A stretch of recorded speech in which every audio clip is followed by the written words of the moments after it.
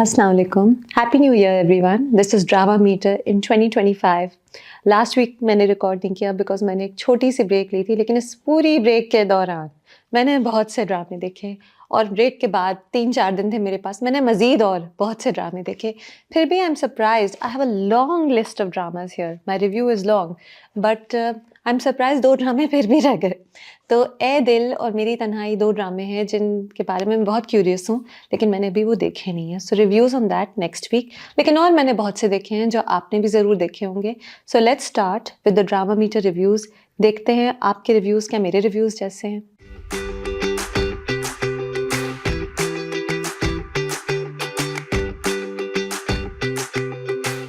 We'll start with ए इश्क जुनून। अच्छा, ए इश्क जुनून इतनी प्रॉमिसिंग नोट पे स्टार्ट हुआ था, इतना अच्छा ड्रामा लग रहा था। मिस्ट्री, थ्रिलर, सस्पेंस, एक्टिंग इतनी अच्छी थी, उसकी प्रेजेंटेशन इतनी अच्छी थी, अभी भी है। बट ऐसा ये ड्रामा नोज डाइव कर रहा है, इतनी इसकी स्टोरी मिक्सड अप हुई है, कैरेक्टर्स इतने मिक्सड अप हुए हैं कि आप कहते हैं कि what a loss, because this could be just a lot better. It's just that बस ड्रामे में अब इन्होंने कह दिया कि कुछ भी कर लेते हैं, चलो कुछ भी करके कहानी आगे बढ़ा लेते हैं। तो जो पिछले 2 एपिसोड थे ऐश के जुनून में, उसमें बहुत कुछ हो गया। उसमें एमन जो थी उसके पास रिपोर्टर्स आए, उन्होंने पूछा कि क्या हुआ है। उसके बाद रिपोर्टर्स ने राहिम को अटैक किया। उसके बाद out of the blue Rahim और एमन की शादी भी हो गई। तो और फिर शादी भी हो गई, घर वाले मान भी गए, और शादी के बाद एमन उससे अभी भी नाराज़ भी है। तो इतना कुछ हुआ, एंड ऑफ कोर्स एमन का बाप उससे नाराज़ है, राहिम का बाप उससे नाराज़ है। There is so much that's happening, but a lot of it doesn't make sense. अब स्क्रिप्ट जो है, for instance, script doesn't grab you the way it should. अजीब अजीब बातें होती हैं, जैसे कि एमन का ब्रदर इन लॉ होता है, ही इज़ अ कैरेक्टर जो मुझे बिल्कुल समझ नहीं आता। वो कैरेक्टर है इसलिए कि एक बुरा दामाद सोचा राइटर ने और प्रोड्यूसर डायरेक्टर ने कि ये एक बुरा दामाद है, इसको हर तरह से बुरा कर दें। जब जब कोई बुरी बात कहनी हो, चाहे वो ऐसी बात हो या वैसी बात हो, इससे कहलवा दें। तो बुरा दामाद है। पहले वो कहते हैं एमन का हाथ कौन पकड़ेगा, क्या तुम एमन का हाथ पकड़ोगे?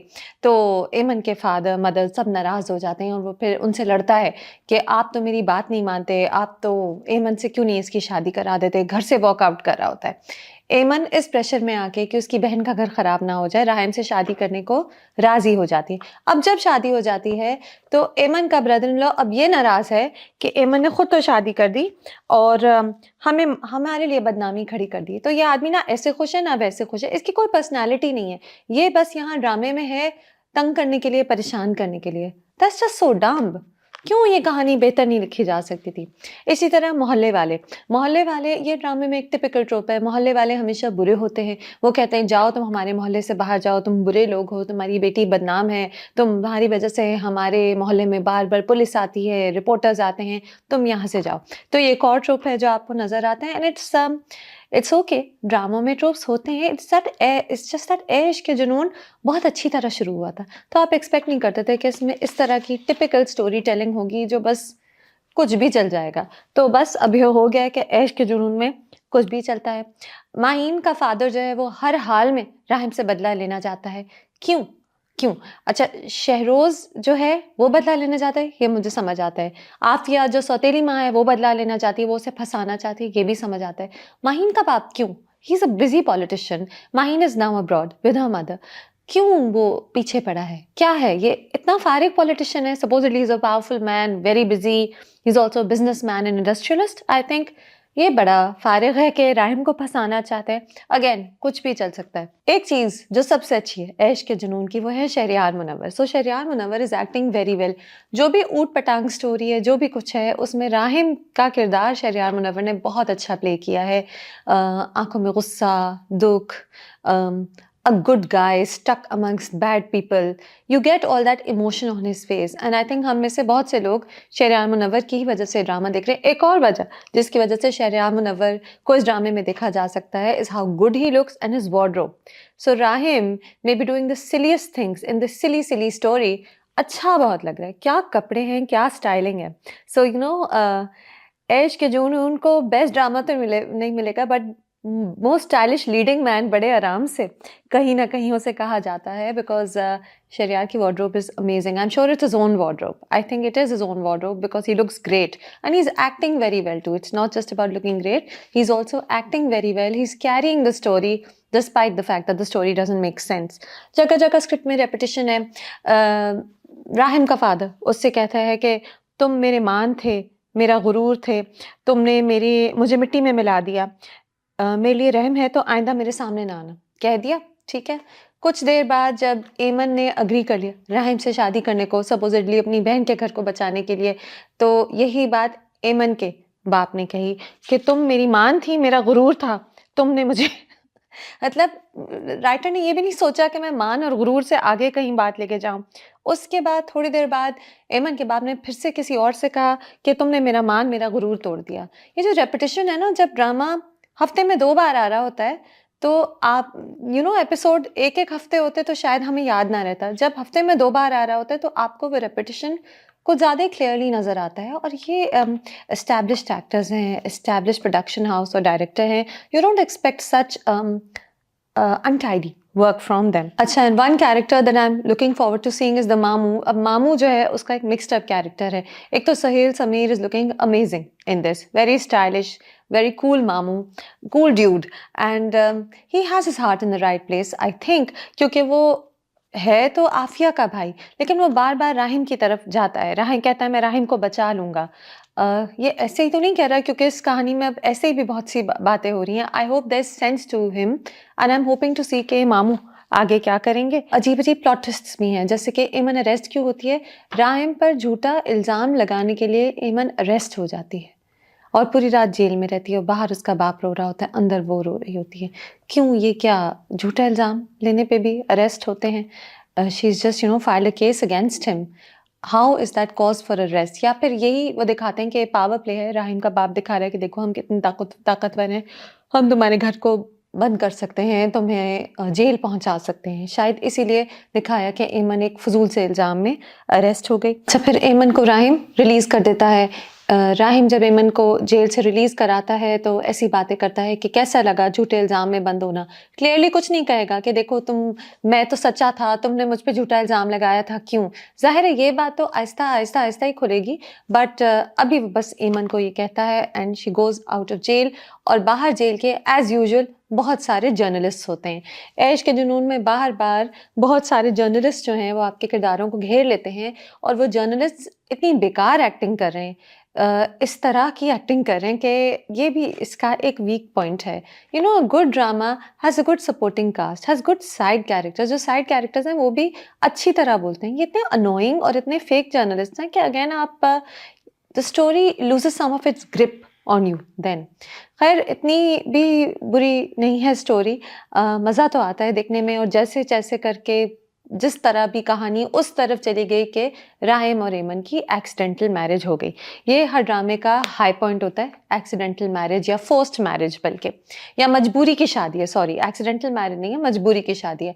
मजबूरी की शादी क्या ड्रामे का हाई पॉइंट होता है क्योंकि अब इसके बाद ज़ाहिर है क्योंकि हमारी ऑडियंस का मिजाज ऐसा है तो the romance can only build up after marriage. So now pertaining to cultural and societal norms, now we will see the romance building up between एमन एंड राहिम। एक और चीज़ जो मैंने टीज़र में देखी वो ये कि एमन कह रही है मुझे सब कुछ याद आ रहा है। शुक्र है अब एमन को सब कुछ याद आएगा और कहानी कहीं और जाएगी, क्योंकि अभी तक तो रुक रही थी, स्लो हो रही थी और जो इसमें डिफरेंट ट्रोप्स थे वो अक्सर सेंसलेस हो रहे थे। I am expecting better from Ash के Junoon in the coming episodes, क्योंकि शुरू में भी ये बहुत अच्छा था। मैं सोच रही हूँ कि बीच के कुछ हिकअप्स हैं और शायद आगे भी ये अच्छा ही हो जाए। 3 आउट ऑफ 5। चलिए अब फरार की बात करते हैं। Now Faraar is such a fast paced fun watch and I am glad कि अब तमाम किरदारों की ही कहानी थोड़ी आगे जा रही है, ताकि मैं ये नहीं सोचती कि है नाजिश को मैंने सिर्फ आधे एपिसोड के लिए देखा या बब्रिक को मैंने सिर्फ एक सीन के लिए देखा। अब तमाम किरदारों की ही कहानी आगे जाती जा रही है and it's all very interesting. पहले मैं थोड़ी जो सब स्टोरीज़ हैं, मेन स्टोरी तो आपकी चल रही है उसकी, बातिश की और फसी की। एंड सादिया की। But let's talk about Babrik first. So Babrik जो है उसको उसके फादर इन लॉ ने कहा है कि तुम यूरोप जाओ, पैसे कमाओ ताकि मेरी बेटी के काबिल हो जाए, और वो मान गया है। और फादर इन लॉ ने बड़ी सेंटिमेंटल स्टोरी सुनाई है कि तुम्हारे बाप ने भी इसी तरह एक ज़माने में मुझे सपोर्ट किया था जब मैं शादी करना चाहता था।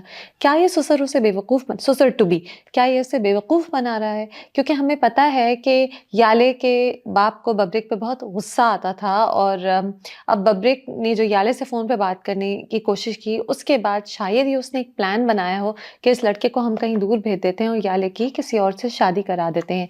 क्या ये बब्रिक को बेवकूफ़ बना रहा है? We don't know. But this question mark makes the story interesting. आप फिर इंतज़ार करते हैं कि अच्छा देखते हैं आगे बेवकूफ़ बन रहा है कि वाक़ई ये आदमी अच्छा है और बब्रिक बाहर जाएगा, वापस आएगा, क्या होगा? So this is interesting. Also Babrik के पार्ट्स में जो थोड़े बहुत ही सीन्स होते हैं अभी तक, मैं सीनरी बहुत एन्जॉय करती हूँ। जैसे जहाँ वो अपने ये सुसर टूबी से मिलता है, एक बड़े से रॉक पे बैठा हुआ है। Daniyal Zafar is sitting on a big rock, और पीछे पूरे पहाड़ इतने खूबसूरत नज़र आ रहे हैं। So you get lost in the scenery and ये वाक़ई सिनेमैटोग्राफ़ी, वीडियोग्राफ़ी का कमाल है कि Faraar is a beautiful drama to watch, not just an interesting one but also very beautiful one. अब नाज़िश के पार्ट पे आते हैं। नाज़िश के पार्ट पे ये हुआ इस एपिसोड में कि चौधरी तो मर गया है और नाज़िश को चौधरी की डेथ के लिए ब्लेम किया जा रहा है। सो वो हो गई है फरार with money and whatever precious things she had. अब देखते हैं कि आगे we'll see more of Suhaili Abroz journey और किस तरह वो बाकी कैरेक्टर्स की जर्नी के साथ टाई अप करेगी। That will be interesting. तो क्योंकि हमें पता है टीज़र से कि there is a point where she meets Hamza Ali Abbasi and Haroon Shahid, right? So we will be seeing that. इतना पार्ट नाज़िश का था। बाकी सारी स्टोरी आपकी डोमिनेट करती है बातिश, वसी, Sadia, and it's all very gripping. तो एक तरफ हम देखते हैं कि फसी की माँ को सादिया पसंद आ गई है और वो गलती से कह भी देती है कि मेरी तलाश ख़त्म हो गई, यानी कि उसने उसमें अपनी बहू देख ली है। तो ज़ाहिर है वो यू सी के फसी and Sadia will probably and up together. फसी जो है वो बातिश को ढूंढ रहा है, लेकिन साथ साथ QIP के आदमी भी बातिश को ढूंढ रहे हैं। अच्छा, ये जो सलीम और जावेद दो गुंडों का एक साथ बैंटर है, उसमें मुस्तफ़ा अफरीदी के स्क्रिप्ट के इतनी कारकर्दगी नज़र आती है। जैसे कि वो बातिश के दोस्त के घर पहुंच जाते हैं और सोचते हैं कि यहीं ये छुपा है, और बार बार बेल बजाता है एक बंदा, तो कहता है नहीं घर पे कोई नहीं है। तो वो आपस में बात करते हैं, सलीम और जावेद, और कहते हैं कि जिन मुर्दों को QIP ने ट्रेनिंग दी होती है वो इतनी जल्दी कहाँ बाहर आते हैं। और फिर दूसरा बंदा कहता है खोदें कब्र। तो ये जो सारे मेटाफॉर्स हैं, सिनोनिम्स हैं, ये जो सारे आपको मुहावरे मिलते हैं, ये सब कहानी को बहुत खूबसूरत बनाते हैं, लेकिन साथ साथ कहीं भी ये नहीं लगता कि ये वो किरदार नहीं बोल रहा। आपको राइटर नहीं नज़र आता, आपको किरदार नज़र आता है। So staying true to the characters, the writer writes different scripts. तो जैसे कि बातिश इतनी पोएटिक या इतनी मुहावरों में नहीं बोलेगा, वो डायरेक्ट बोलेगा, ही is a target killer on the run. उसकी कैरेक्टर और है, उसकी कहानी और है, वो इस तरह नहीं बोलेगा। सलीम और जावेद दो गुंडे हैं एक साथ जो काम करते हैं, जो इसी तरह पहेलियों में ही बात करते हैं, तो वो इस तरह बोलते हैं। This is beautiful. We know lot of writers जो इतनी पोइट्री में बात करते हैं कि कहानी ही खो जाती है। मुस्तफ़ा अफरीदी ऐसे राइटर नहीं है। Everything is on point. And फिर ऑफ कोर्स बातिश पकड़ा जाता है QIP के आदमियों से। अब पकड़ने से पहले you see all these scenes that you enjoy, जैसे कि जब बेल बजती है और वो एकदम से अलर्ट हो जाता है। So this guy is a killer on the run. He's been part of QIP for so long. He's used to danger. He's used to murder. उसकी बैक पॉकेट में हमेशा गन रहती है, तो उसके फौरन इंस्टिंक्ट्स जागते हैं और वो सोचता है कि नहीं, ये पिज़्ज़ा डिलीवरी वाला नहीं है, ये कोई और है। खुद ब खुद उसे एक सेंस होता है। इसी तरह जब वो सादिया के घर पहुंचता है और पुलिस वाले छुपे हुए होते हैं उसे ढूंढने, तब भी बातिश के इंस्टिंक्ट्स वर्क करते हैं। वो सोचता है कि नहीं, यहाँ पे कुछ गलत है और मैं यहाँ से भाग जाता हूँ। एनीवे, तो फिर बातिश भाग जाता है और बेवकूफ़ बनाता है सलीम जावेद को, और अपनी दोस्त की मोटर बाइक पे फरार हो गया है। तो all that was a lot of fun. I loved how the music played out. वो अपने दोस्त से कहता है कि मेरा टाइम आ गया है मेरे दोस्त। The OST starts playing out. Great work. This was so much fun to watch, and I'm looking forward to seeing what happens next in Farrar. It's a different story. It's not your typical story at all, but what an interesting story it is. 4 out of 5. On to one of my favorite dramas of the week, which is Karze Jaan. Karze Jaan itna interesting hai. It's a mystery thriller. It's a family drama. It's got a little bit of romance building up. It's got all these fabulous actors who are all performing so well. जो घरों की location है और office की location है, even that grabs my interest. बड़ी खूबसूरती से बनाया गया है, बहुत अच्छी कहानी चल रही है. तो अब हम वेट करें कि अमार पकड़ा जाएगा कि नहीं. अमार नहीं पकड़ा जाता. माहीन जो है वो घर आती है, उसके नशवा के घर आती है, कहती है कि अमार और मेरी वीडियोज़ हैं. आपको समझ तो आ गया होगा कैसी वीडियोज़ हैं. फिर उनके सामने रोती हुई दादी और माँ बाप के सामने रोती हुई उसने वो वीडियोज़ डिलीट की. क्लियरली बात है कि दिस बॉय, इनका जो बेटा है, इसने इस लड़की को असॉल्ट किया है. कुछ हुआ है ऐसा जिसकी वजह से लड़की बेचारी इतनी डिस्ट्रेस में, इतने पेन में है. फिर भी ये फैमिली जो है दिखाते हैं, I think you are meant to hate this family. ये इतने केयरलेस हैं कि वो दादी कहती है कि जाओ तुम अंदर चले जाओ. वो बख्तियार जो है अमार को मारने लगता है. दीपक परवानी बहुत अच्छी मार खिलाते हैं. He is very convincing when he beats up his son. So very good acting there. So anyway वो दादी अमार को ही बचा रही होती, कहती है तुम जाओ अपने कमरे में. और लड़कों से तो भूल चूक हो जाती है, ये भी एक एक्सक्यूज़ है. तो ये फैमिली तो प्योरली विलेनस है. ये सिर्फ पैसे नहीं खाते, ये सिर्फ अपनी बेवा बहू से फजूल की नौकरानियों जैसे काम नहीं कराते. ये एक्चुअली इविल हैं. They are okay to with the fact कि इनके घर का एक लड़का है, उसने एक लड़की को असॉल्ट किया है, उसे मर्डर करने की कोशिश की है. वो सब छुपाने को राज़ी हैं, सिवाय अम्मार की माँ के. एक पॉइंट पे वो कहती है कि इसे जेल जाने देते, भुगतता, इसकी आदतें ठीक हो जाती. शुक्र है किसी ने तो ये कहा, क्योंकि इस फैमिली का रिएक्शन बहुत अननेचुरल लग रहा था. लेकिन ये भी कोई 5 या 10 सेकंड का सीन था. उसके बाद वापस everybody is normal. The actress who's playing Beenish, Ammar's sister, she is very irritating. I don't like the way she speaks because it isn't convincing enough. Also, I think शायद उनकी गलती नहीं है, उन्हें डायलॉग्स ही ऐसे मिले हैं कि वो कहती है अमार तो ऐसा ही है, उससे कहें बस मेरी शादी से पहले फिर से ऐसी कोई चीज़ ना करे. इतनी छोटी चीज़ नहीं थी और फैमिली को पता है कि इतनी छोटी चीज़ नहीं थी. तो आई थिंक बीनिश क्योंकि एक साइड कैरेक्टर है और उसकी शादी बस एक चीज़ है जो रुक गई थी भाई की हरकतों की वजह से, इसलिए उसके डायलॉग्स को या पर्सनैलिटी कैरेक्टर को इतना डेवलप नहीं किया. तो यू जस्ट गेट अनॉयड कि what is this girl, you know. तो खैर she has a very small part in the drama. The main part is Nashwa and Bisma, Nashwa and Burhan.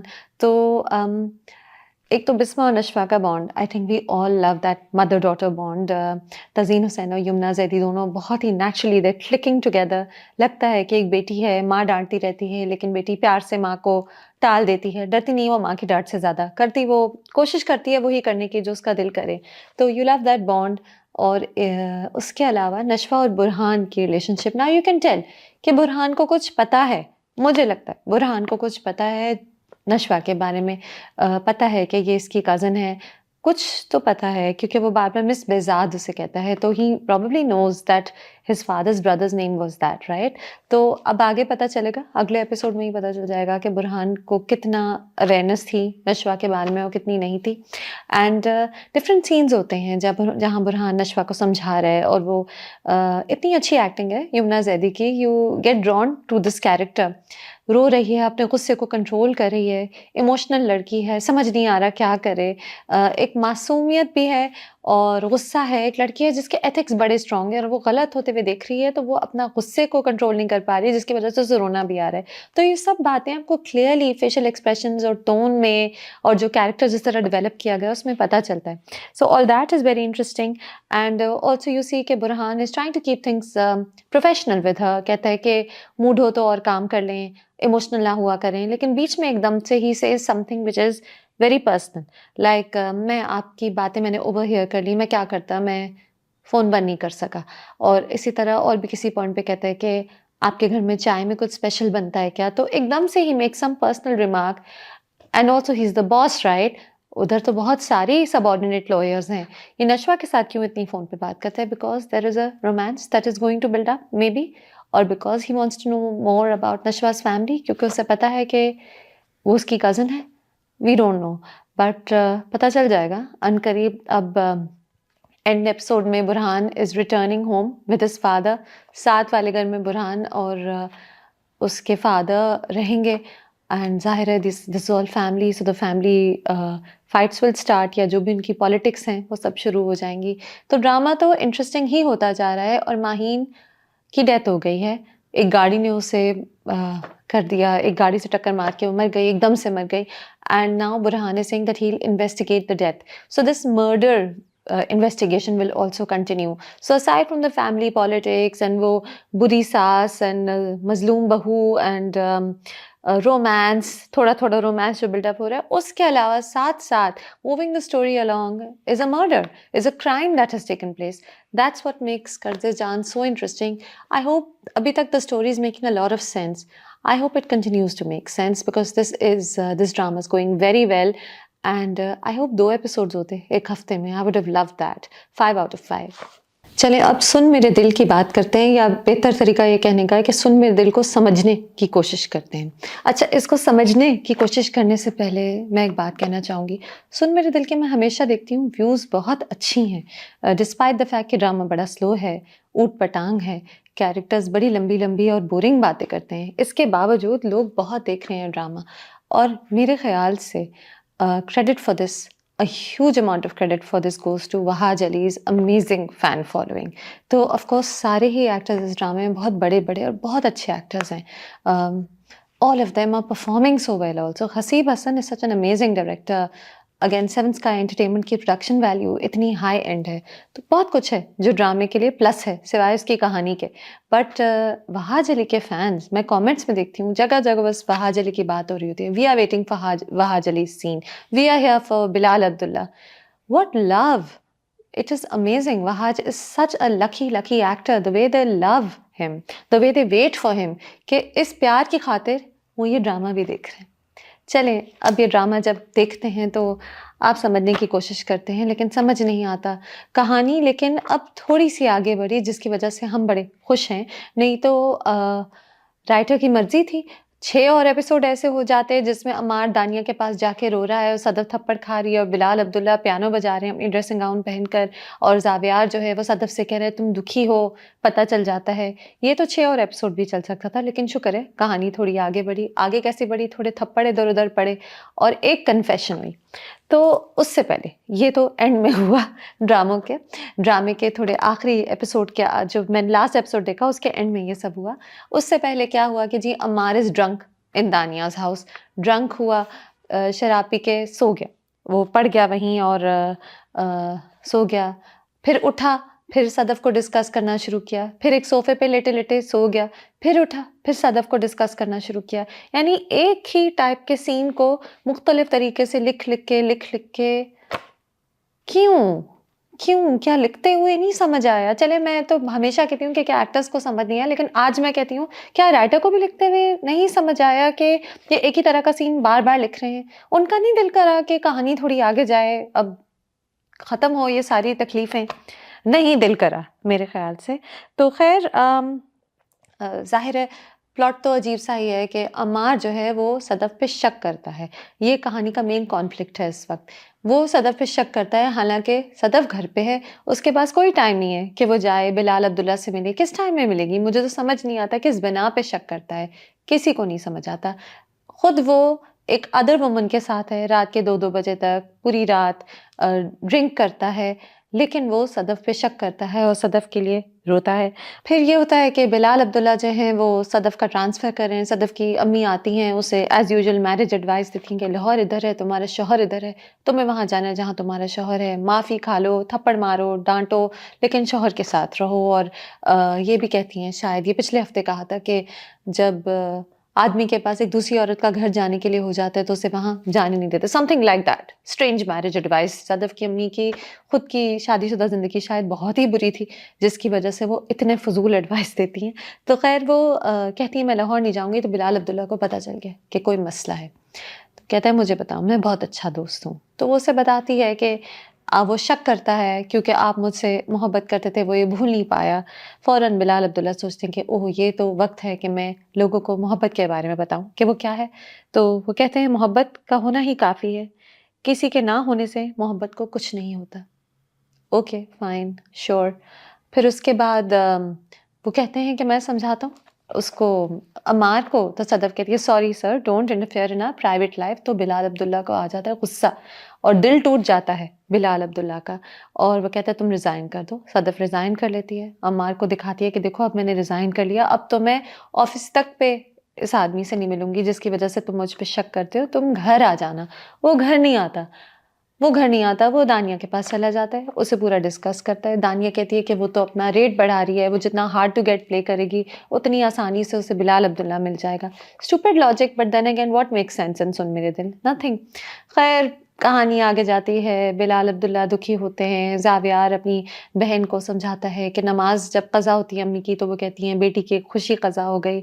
Dialogue अच्छे हैं, अगर कहानी अच्छी होती तो ये डायलॉग्स कितने इम्पैक्टफुल होते। और अगेन मैं रिपीट कर रही हूँ, अगर 10 डायलॉग की जगह 1 डायलॉग होता तो कितना इम्पैक्टफुल होता। बट खैर कहानी कंक्लूजन ये होता है कि सदफ जो है वो कहती है अमार से कि अब मैंने रिज़ाइन कर लिया, तुम घर आ जा। वो घर नहीं आता, वो दानिया के घर बैठा ड्रिंक कर रहा है। Alcohol flows like water in this drama. ऐसे लगता है कि जैसे हर जनरल स्टोर में अल्कोहल मिलती है पाकिस्तान में। चलें खैर, सो सदफ कम्स एंड वो दानिया को थप्पड़ मारती है, दानिया उसे थप्पड़ मारती है, and then she walks out. What will happen next? क्या इन थप्पड़ों के बाद कहानी कहीं आगे जाएगी कि थप्पड़ों के बावजूद ये वहीं खड़ी रहेगी? ये एक बड़ा डर है, क्योंकि पहले भी सुन मेरे दिल में इतनी अजीब-अजीब तरीके से स्लैप्स हुई हैं, बुरा-भला कहा गया है, रोना हुआ है, चीखना हुआ है, और फिर भी कहानी अगले एपिसोड में वहीं की वहीं खड़ी रहती है। तो क्या ये कहानी अब वहीं के वहीं खड़ी रहेगी कि कुछ आगे जाएगी? दूसरी तरफ हमारे पास हमशा का ट्रैक है। एक तो हमशा को ज़हर के बारे में बात करने, एक तो कस्में खाना और ज़हर की बात करना हमशा को बहुत पसंद है। तो वो अपनी एक्स फियांसे से बोलती है कि क्या तुम मेरे लिए ज़हर खा लोगे? तो वो कहता है कसम से खा लूँगा। Whatever. So problematic, but the whole drama is problematic. End में ये होता है कि बिलाल अब्दुल्ला के पास वो आती है, तो बिलाल अब्दुल्ला का क्योंकि अब दिल टूट गया है, तो वो फिर से उन्होंने ड्रिंकिंग शुरू कर दी है। और वो कहते हैं कि हमशा तुम किससे प्यार करती हो जैसे तुमने बताया नहीं है, और मुझे बताओ, मुझे बताओ। तो एंड में बिल्कुल ड्रामे के हमशा कह देती है कि मैं जिससे प्यार करती हूँ वो है बिलाल अब्दुल्ला। चलें कहानी आगे तो बढ़ी, हमशा ने कन्फेस कर दिया, सदफ और दानिया ने एक दूसरे को कन्फ्रंट कर दिया। तो अब एक होप है कि अगले 2-3 एपिसोड जो आएँगे उसमें कहानी फिर से वही रोने-धोने और लंबे-लंबे डायलॉग्स की तरह कहीं आगे भी जाएगी। कोई प्लॉट ट्विस्ट्स आएँगे, कुछ होगा जिसकी वजह से हम कहेंगे कि हाँ, कहानी में कुछ नया हुआ।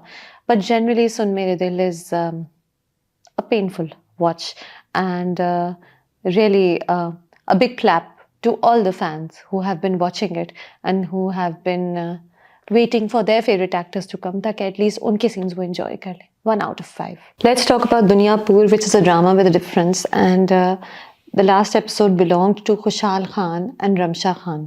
दोनों के कैरेक्टर्स इतने स्कोप है दोनों में, परफॉर्मेंस का दोनों कैरेक्टर्स में, और इतने अच्छे दोनों लग रहे हैं।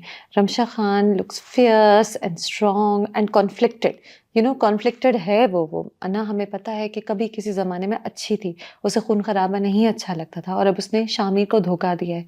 क्या वो रिग्रेट करती है इस धोखे को? क्या कहीं अंदर से वो अभी भी अच्छी है? और क्या शामिर उसे माफ़ करेगा अगर वो अंदर से अच्छी है? ये मेन सवाल है। एक पॉइंट पे नौरोज़ आदम अन्ना से पूछता है कि क्या तुम उससे वाक़ई में तो मोहब्बत नहीं करती थी मेरे बेटे से? तो वो कहती है, जवाब नहीं देती, वो कहती है तुम खाना खा लो। सो ज़ाहिर है हम भी जानना चाहते हैं कि अन्ना वाक़ई में शामिर को से प्यार करती थी कि नहीं? तो ये हमें टाइम के साथ पता चलेगा। इस वक़्त शामिर जो है वो वापस आ गया है और अब उसे अपने बाप को छुड़ाना है, क्योंकि नौरोज़ आदम जो है वो अब नवाब के जेल में है, नवाब की कस्टडी में है, और उस पिंजरे में है जिसके साथ उनके जंगली कुत्ते होते हैं। तो खैर the scenery is great as always, you see beautiful scenes. Shamir अपनी दादी से एडवाइस लेने आता है कि आपको क्या लगता है क्या करना चाहिए। वो जो दादी जिस चेयर पे बैठी है, इट्स लाइक अ थ्रोन, पूरी कार्विंग वाली एक काला सा थ्रोन है, जहाँ पहले नौरोज़ आदम अपनी माँ से पूछता था कि अब मैं क्या करूँ, और अब शामिर आए दादी के पास और वो उससे कहती है कि तुम छोटे-छोटे लोगों को पकड़ के उनके साथ अपनी आर्मी बनाओ और उनको पावरफुल करो और उनको घेरो। इस तरह तुम्हें वापस कंट्रोल मिलेगा और पावर मिलेगा और तुम अपने बाप को बचा पाओगे। वो जो सीन था वो डायलॉग्स भी अच्छे थे, लेकिन वो जो ओवरऑल सेटिंग होती है ना, where sitting on this throne and they are talking and वो बता रहे अपनी दादी को कि मैं परेशान हूँ, मैं क्या करूँ मैं, वो बहुत अच्छा सीन था। खुशहाल Khan is acting so well. एक लड़का है जो उससे धोखा हुआ है, उसे दुःख है, वो बार-बार कह रहा है कि मैं ही सबकी मौतों का भी ज़िम्मेदार हूँ, मैं अपने बाप के नव मेरा बाप अब नवाबों के पास है, उसका भी मैं ही ज़िम्मेदार हूँ, और वो अब कोई रास्ता ढूँढ रहा है। So I like that thing, you know, he's fierce, he's strong, but he's also somebody who is sad. He's sad. हाँ, एक बात है, औरंगज़ेब आदम की जो बेटी है, जो उसकी शामिर की कज़न है, वो बार-बार कहती है कि तुम ज़िम्मेदार हो मेरे बाप की डेथ की। कोई ज़िम्मेदार नहीं था, उसका तो बाप खुद ही गया था। वो खुद ही कंट्रोल चाहता था दुनियापुर का।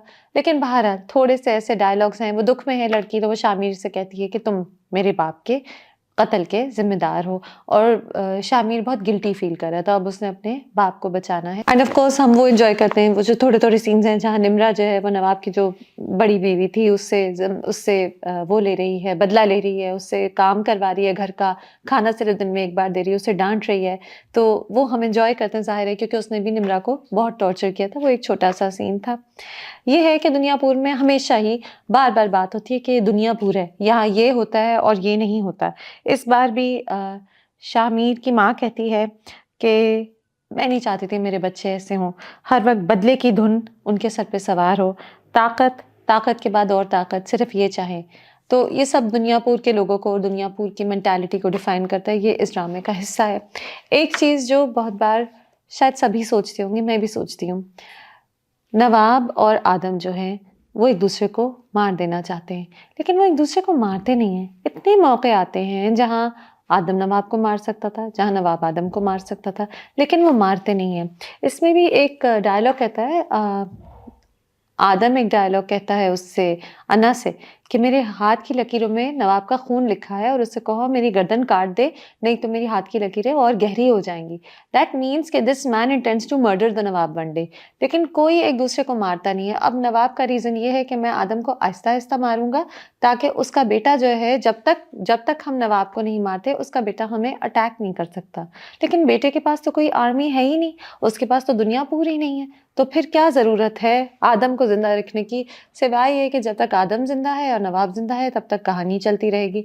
तो ये एक बात है, राइटर को सोचना चाहिए था कि इतनी बार नवाब और आदम का आप इंटरैक्शन करा रहे हो, वो एक-दूसरे को फिर भी मार नहीं रहे, तो क्यों? बहरहाल the drama is fun to watch.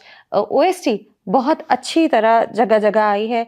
जब शामी मीर हसन के सर पे गन रखता है और फिर वो दोनों जॉइन इन कर लेते हैं। अब उन्होंने सोचा है कि हम मिलके आहिस्ता-आहिस्ता साहब को बचाएँगे नवाब के पास से। ओएसटी जहाँ-जहाँ आती है, आई एम एन्जॉयिंग इट। एक तो दुनियापुर की ओएसटी है भी इतनी अच्छी, इतनी कैची है।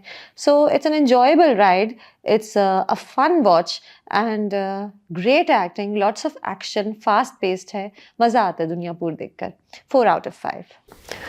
Another favourite drama of mine, Tan Man नीलो नील। तन मन नीलो नील इतना इंटेलिजेंट है, इतना अच्छा ड्रामा है, इतना एंगेजिंग है कि you want to see more of it again. मैं तो 2 एपिसोड पर वीक बड़े खुशी-खुशी देख लूँ, लेकिन ये एक 9 एपिसोडर है, सो इट्स ओके, आहिस्ता-आहिस्ता चलने दें, जल्द ही ख़त्म हो जाएगा। तो तन मन नीलो नील में डार्क एलिमेंट्स भी डेफ़िनिटली हैं, साथ-साथ कॉमिक सीन्स इतने सारे हैं कि बस बहुत ही एंगेजिंग और बहुत इंटेलिजेंट है। जैसे कि राबी और उसकी माँ के इंटरैक्शंस वेरी स्वीट, बहुत ही अच्छे। राबी की माँ जो शुरू में ही कहती है, फ्रिज का मज़ाक करती है, राबी की ताई आती है, कहती है रुख़्सत करा दो, तो कहती है हाँ, लेकिन ये तो अभी से ख़राब होगी, यानी बेटी की रुख़्सती की वो बात कर रही होती है ताई, कामी से शादी कराना चाह रही है, लेकिन वो बात को गोल-मोल करके फ्रिज की बात कर देती है। कॉमिक सीन, सारे उसका जो मज़ाक है वो लफ़ाज़ी में है और सिचुएशन में है। Really great. एंड इसी तरह राबी जो है वो गाना गा रही है, तो उसकी माँ बड़ी खुश होती है, कहती है तुम तो हीरोइन लग रही हो, और जब नहाती हो तब तो तुम असल में ही हीरोइन लगती हो। तो इतने मज़ेदार डायलॉग्स हैं और इतनी अच्छे कैरेक्टर डेवलपमेंट है, और उसके बाद राबी और सोनू की chemistry, they look so good together. Seher Khan और Shuja Asad, they make such a sweet couple कि I wouldn't be surprised अगर हम इन्हें और ड्रामों में भी एक साथ अनकरीब देखेंगे। और इतनी अच्छी केमिस्ट्री है, इतने अच्छे 2 कैरेक्टर्स हैं, डाउन टू अर्थ हैं, फ्रेंडली से गुड एट हार्ट 2 कैरेक्टर्स हैं जिनकी इतनी अच्छी क्लिक करती है chemistry. You can tell these guys are great together. और ज़ाहिर है वो एक दूसरे को पसंद भी करते हैं, आपको ये भी पता चल गया है क्योंकि राबी भी बाद में सोनू के बारे में सोच रही होती है, सोनू भी, और फिर वो लड्डू दुपट्टा उन्हें पहना देता है, शॉल पहना देता है, शादी करवा लेता है। तो all that really sweet scenes that make you smile, some that make you laugh, and also कहानी आगे भी बढ़ती है। सो इस सारे कमाल है कि एक 35 टू 40 मिनट लॉन्ग एपिसोड में कहानी इस हद तक आगे भी बढ़ती है साथ साथ। तो बहुत ही precise concise story telling, intelligently done, like I said before. And वो दिखाते हैं कि कामी जो होता है वो बाव कैसर से बदला लेता है, क्योंकि बाव कैसर ने एक ज़माने में उसे वो किया था, उसकी बेइज्जती की थी, तो अब वो उससे हजूम लेकर आता है और कहता है कि हजूम जो है वो सबूत नहीं देखेगा कि तुम सही हो या गलत हो, वो सिर्फ मेरे हाथ का इशारा देखेगा और तुम्हें अटैक कर देगा, जिसकी वजह से बाव कैसर कामी से माफ़ी मांगता है। आगे मुझे लगता है कि वो जो बाव कैसर है वो शायद कामी से बदला लेगा और वहीं से कहानी और डेंजरस तरफ जाएगी। और हाँ, ये एपिसोड था तो बड़ा अच्छा, really good acting by all of them. Shuja Asad is so good, Sir Khan is so good, Nadia Afghan is so good, Usman Javed who plays Kami is an amazing actor, and फिर सामिया मुमताज़ आती हैं, सभी कितने अच्छे actors, the boy who plays Laddu, सभी characters, सहर खान का बाप जो प्ले कर रहे हैं, सब थोड़े थोड़े रोल्स में भी जो लोग हैं इतनी अच्छी एक्टिंग कर रहे हैं। इतना अच्छा ड्रामा जो होता है उसमें जो छोटे छोटे सैड कैरेक्टर्स होते हैं वो तक बहुत अच्छी परफॉर्मेंस देते हैं। तो ये एक ऐसा ड्रामा है, this is an example of a good production, detailed production. Saifi Hassan भी आते हैं, वो अब राइवल डायरेक्टर साहब जो हैं वो राइवल पॉलिटिशियन बने हुए हैं, उनकी तो एक्टिंग होती ही बहुत अच्छी है। तो ये सब है, तो अमेजिंग परफॉर्मेंसेस, एंड साथ साथ कहानी अब डार्क तरफ जा रही है। हालांकि ये ड्रामे, ये वाला जो एपिसोड था इसमें आपको खुशी हुई, उसमें आप हंसे, उसमें you saw the hope of a romance. मुझे लगता है बड़े जल्दी, एक खदशा है कि बड़े जल्दी ये होप अब ख़त्म होने वाली है, क्योंकि टीज़र में हमने देख ही लिया कि कामी और उसके दोस्त लूडो खेल रहे थे, तो उन्होंने शुजा असद को, सॉरी सोनू को, राबी को ड्रॉप करते हुए देख लिया है। तो वो अब उसे पकड़ेंगे, उसे अटैक करेंगे। और ज़ाहिर है क्योंकि इस पूरी सीरीज़ में, जो हम टीवी की सीरीज़ थी, इसमें हजूम कैसे-कैसे नुकसानात कर लेता है उसकी बात थी। तो हजूम भी आएगा कहीं, कहीं बाव कैसर भी बदला लेगा। मून का क्या होगा, उसका नाम अब सबको पता चल गया है, उसकी क्या बेइज़्ज़ती होगी। जगह-जगह मैसेजेस हैं। तो मून जो है उसके साथ जो हादसा हुआ वो उसने सबको बताया। तो जो सोनू की माँ है वो कहती है कि खामोशी की ज़मीन में ज़ुल्म की फसल बहुत इत्मीनान से बड़ी होती है। तो वो एक मैसेज दे देती है। हालाँकि वो अपने उस्ताद की कहानी सुना रही थी और मुझे एकदम से डर लगा, क्योंकि मून जो होता है वो असॉल्ट होता है, तो फ़ौरन आई थिंक जो भी ड्रामा देख रहा था उसे डर लगा कि जब वो अपने बूढ़े उस्ताद का बताती है तो वो यही बताएगी कि वो भी किसी ज़माने में असॉल्ट हुई थी। But thankfully we don't get to see that sorry story, we just see के वो कहती है कि तुम खामोश ना रहो, तुम्हारा कोई कसूर नहीं है। ये एक मैसेज आया। दूसरी बात, ये कॉन्स्टेंटली ड्रामे में ये बताया गया है कि किस तरह गाने वालों को और नाचने वालों को बेइज्जती से देखा जाता है, भांड समझा जाता है। और जब ये राबी का भी गाना आया सोशल मीडिया पे, तो कामी कहता है कि हमारी कोई इज्जत नहीं रही, और गली के 2 नंबर लोग उसे बुरी नज़रों से देख रहे हैं। तो उसके बाप इतना मज़े की बात करता है, कहता है 2 नंबर लड़के गंदी बातें नहीं करेंगे तो क्या तुम्हें दुआए क़ुनूत सुनाएँगे? तो बुरे लोग तो बुरी बात ही करेंगे, उनके कहने से क्या होता है? तो ये जो मैसेजेस हैं, woven into the story, so interesting, and I can't wait to see more. I am dreading कि आगे बड़ी तकलीफ़ें पड़ी हैं, बट शायद कहानी को इस तरह ले लिया जाए कि तकलीफ़ के साथ-साथ हमें होप भी मिलती जाए। Let's see, 5 out of 5। Meme Se मोहब्बत की बात करते हैं। Now Meem Se Mohabbat is a light hearted watch, it's a romance, लेकिन it tries too hard to be light hearted, जिसकी वजह से कहानी कहीं-कहीं फँसती है, उलझती है, और कुछ कैरेक्टर्स आपको बहुत अनॉय करते हैं। तो रोशी जो आपका मेन कैरेक्टर है, ऐसी क्यूट लीडिंग लेडीज़ हमने बहुत बार देखी हैं जो ऑफ़िस में गलतियाँ कर रही होती हैं, जिन्हें जो हीरो होता है, जो एक सख्त बॉस होता है, लेकिन दिल का अच्छा होता है, आहिस्ता-आहिस्ता पता चलता है वो डाँट रहा होता है और सीधा करने की कोशिश कर रहा होता है, और आहिस्ता-आहिस्ता दोनों में कनेक्शन बनती है। ये तो हम कब से ऐसी कहानियाँ देख रहे हैं। अनकही भी ऐसी कहानी थी, फेयरी टेल भी ऐसी कहानी थी इन रीसेंट टाइम्स। तो ऐसी कहानियाँ होती हैं, बट रोशी को क्यूट बनाते-बनाते उसको अनोइंग बना दिया गया है। तो इस बार इस हफ्ते जब मैंने रोशी को देखा तो I liked her a little more, क्योंकि उसने अपने ऑफिस में लोगों को हेल्प की। एक जो स्टाफ मेंबर थी जिसने सिंगापुर की फ़्लाइट नहीं बुक की थी, उसे हेल्प की, क्योंकि उसके साथ शारिक ने बुरा करने की कोशिश की और अब कर ही लिया है, अब पता चलेगा। तो this time you felt more sympathy towards हर। एक मासूम सी, बेवकूफ़ सी लड़की लगी जो ओवर कॉन्फिडेंट है, लेकिन साथ-साथ बहुत ब्रैटी है ये लड़की। अ, बहुत प्रिविलेज्ड है और इसे अंदाज़ा नहीं है जो इसका प्रिविलेज है। जब आप एक बहुत वेल ऑफ घर से एक लड़की को दिखाते हैं तो you have to give us some empathy. मतलब रोशी जो है, जब उसकी बहन लॉयर बनती है तो वो सोफ़े पे चढ़ती है और खाना हवा में फेंकती है। ये क्यूट की जगह बदतमीज़ी में शुमार होता है। फिर आपको ऐसी हीरोइन क्यूट नहीं लगती, आपको समझ नहीं आता कि क्या है। एंड बस यही कि क्यूट होने के चक्करों में कहीं-कहीं आपकी हीरोइन इतनी अनोइंग हो जाती है कि you get annoyed by the drama. But regardless, अब रोशी और तलहा की भी केमिस्ट्री बिल्ड हो रही है। तलहा जो है वो स्ट्रिक्ट है, स्टर्न है। Ahad Raza Mir is acting very, very well. You see the conflict in his eyes, दुःख है उस बच्चे को सँभालिए। बच्चा कौन है अभी तक नहीं बताया कि आहद उसका मामू है, उसका चाचा है, उसका बाप है। We don't know, we don't know, right? They should tell us by now. थोड़ा-सा तो पता चले कि बच्चा है कौन। लेकिन बहरहाल उस बच्चे का वो केयरटेकर है, उस बच्चे से वो बहुत प्यार करता है, वो बहुत चाहता है कि बच्चा ठीक हो जाए, अपने डिप्रेशन से निकल जाए, बोले, बात करे, बाकी बच्चों की तरह खेले। तो वो दुःख आँखों में, वो गुस्सा आँखों में, और उसके बाद ऑफ़िस में जिस तरह वो रोशी को गुस्से से घूरता है, कोई सार्कास्टिक बात करता है, रोशी उसे ईमेल भेजती है, गो टू हेल, तो वो कहता है कि अगली बार जब आप रिज़ाइन करें तो अपने बॉस को जहन्नुम में ना भेजिएगा, जहन्नुम की आग में ना भेजिएगा।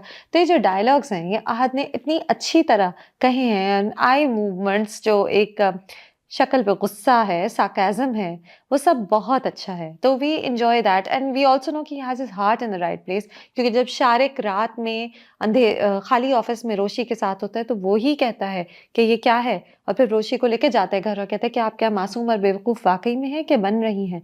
तो ये सब बातें, we know that this is a hero, he has his heart in the right place. बस हमारी हीरोइन जो है वो अभी हमें हीरोइन जैसी नहीं लग रही। इवेंचुअली आई नो दैट रोशी का कैरेक्टर और डेवलप होगा, शायद कुछ ऐसा होगा। आई थिंक हो गया है, जो शारिक के साथ अभी किस्सा होने वाला है, जहाँ वो उसे ड्रग करके एक पार्टी में ड्रग कर दिया उसने उसको, तो अब शायद कुछ ऐसा होगा कि रोशी का दिमाग ठिकाने आएगा। लेकिन अभी तक आपकी हीरोइन स्वीट तो है, बेवकूफ़ तो है, फ़नी हरकतें तो बहुत करती है, लेकिन इस हद तक करती है कि वो अनोइंग हो जाती है। अच्छा, कुछ डायलॉग्स हैं लेकिन मीम से मोहब्बत पे, जिन पे आप बहुत हँसते हैं, जैसे कि वो डॉक्टर, सिंगापुर में एक डॉक्टर होते हैं, डॉक्टर गोपाल शायद, उनको कॉल करके एक दुखी दास्तान सुनाती है अपनी गुर्बत की, अपने बहन-भाइयों की, अपने माँ-बाप की, और कहती है कि अपने घर-बार और दुःख भरी कहानियाँ मैंने इतनी सुनाई डॉक्टर गोपाल को कि मुझे खुद ही रोना आ गया। तो ये बातें जो है ना, मज़ेदार डायलॉग्स जो हैं, ये हैं जगह-जगह पे। Also I like the scenes between Asif Raza Mir and दाना नीर, आसिफ मज़ीर रज़ा मीर एंड रोशी, वो भी अच्छे हैं, वो स्वीट हैं। वो एक ट्रोप है, हमेशा सख्त हीरो का बाप जो होता है, वो स्वीट होता है, उसे लड़की अच्छी लग जाती है, चुलबुली सी, मज़ेदार सी, अ, हैप्पी गो लकी लड़की उसे अच्छी लग जाती है। मैंने अनकही में देखा था जब शकील के father in law Qazi Wajid होते हैं और उन्हें अच्छी लगती है, शहनाज शेख का जो कैरेक्टर होता है वो बहुत अच्छा लगता है, सना उसका नाम होता है। तो ये वही आपको वो फ़ील आती है, और वो भी कॉफ़ी पिलाने लेके जाते हैं तो सना को काज़ी वाजिद, ख़ैर a lot of you might not have seen Ankahi, लेकिन सारे ट्रोप्स वहाँ हैं कि जहाँ बाकी सब रोशी से अनॉय होते हैं, वहाँ तलहा का जो बाप है, उनको रोशी अच्छी लगती है। तो उसे उन्हें रोशी में वो सच्चाई या वो खुशी या वो मज़ा नज़र आता है जिसकी शायद उनके बेटे को ज़रूरत है। Maybe that's where the story will go, maybe the father will play match maker, and I think Meem Se Mohabbat अच्छा होता गया है ओवर टाइम, यू नो। शुरू में तो रोशी बहुत ही अनोइंग थी, अब उसके कैरेक्टर के डिफरेंट फेजेज़ नज़र आ रहे हैं कि वो असल में मेहनत करना चाहती है तो इतनी अच्छी रिपोर्ट भी लिख लेती है। वो इतनी भोली-भाली है कि एक लड़का उसका फ़ायदा उठाने वाला है, दिल की अच्छी है, अपनी बहन की मंगनी कराती है इतनी खुशी-खुशी से, बस थोड़ी ओवर है। सो द थिंग इज़ कि आहिस्ता-आहिस्ता रोशी का कैरेक्टर बेहतर होता जा रहा है, and so I am thinking कि शायद अब ये जो शारिक वाला एपिसोड होगा, जहाँ ज़ाहिर है तलहा उन्हें बचा लेंगे, रोशी को बचा लेगा, तो उसके बाद शायद कहानी बेहतर हो जाए, ज़्यादा सेंस बनाए, कैरेक्टर्स ज़्यादा सेंस बनाएँ, और हमें ये लीडिंग मैन तो बहुत अच्छा लगा, हमें लीडिंग लेडी भी अच्छी लगने लगे। द हाउस वेयर रोशी का घर it's beautiful, I love all the greenery that's placed there. ये बड़ी अच्छी बात है कि जहाँ कुछ ड्रामों में हम एक ही घर बार-बार देख-देख के बोर हो जाते हैं और हम कहते हैं, ओह! ये नूरजहाँ वाला घर है, ओह! ये सुन मेरे ये तेरे बिन वाला घर है। इस तरह बहुत से ड्रामे हैं जहाँ हम घरों को पहचान जाते हैं। लेकिन मीम से मोहब्बत में जो घर है वो मैंने शायद कभी पहले नहीं देखा। बहुत ही खूबसूरत घर है। I love the greenery everywhere. Also साथ-साथ सलीका पुप्पो का ट्रैक चल रहा है, उनके मियाँ फ्लर्ट निकले हैं और जो नेबर है रोशी की वो it's funny, you know she speaks bad English. तो वो दादी कहती हैं कि आप कैसी हो? तो वो कहती आप तुम कब आई? तो वो कहती है जस्ट अभीज़ दादी, हैप्पी टू यू। तो ये जो ये एक स्लैपस्टिक है, ज़ाहिर है कोई बहुत इंटेलिजेंट कॉमेडी नहीं है, but still you know these are light hearted little things in the drama that are funny. I think अगर ये ड्रामा रमज़ान ड्रामा होता तो ये हमें बहुत ही अच्छा लगता, हम बहुत एन्जॉय करते, क्योंकि रमज़ान ड्रामा आप उस फ्रेम ऑफ माइंड से देखते हैं कि कहीं-कहीं कैरेक्टर्स बेवकूफ़ भी होते हैं, तो वो कहानी इतनी जल्दी दिन ब दिन चल रही होती है कि उनकी अनोइंगपन और उनकी बेवकूफ़ी भी आप कहते हैं कोई बात नहीं, आगे चली जाती है। ये जो ट्वाइस अ वीक आ रहा है अब मीम से मोहब्बत, शायद उससे ये प्रॉब्लम सॉल्व हो जाए। जल्दी-जल्दी कहानी जाएगी तो रोशी भी अच्छी लगने लगेगी, सारे कैरेक्टर्स के सेंस भी शायद ज़्यादा बने। But it's a good watch and I think it will get even better. 3 out of 5। And that's it for now. Like I said 2 ड्रामे रह गए, ए दिल और मेरी तन्हाई, जो ड्रामे हैं जो मैं बहुत टाइम से देखना चाह रही हूँ लेकिन टाइम नहीं मिल रहा। So I will be watching them this week and will be reviewing them now. And but I saw quite a few dramas. I'm sure so have you. Tell me if you agree with my reviews and tell me which drama is your favorite. Till next week.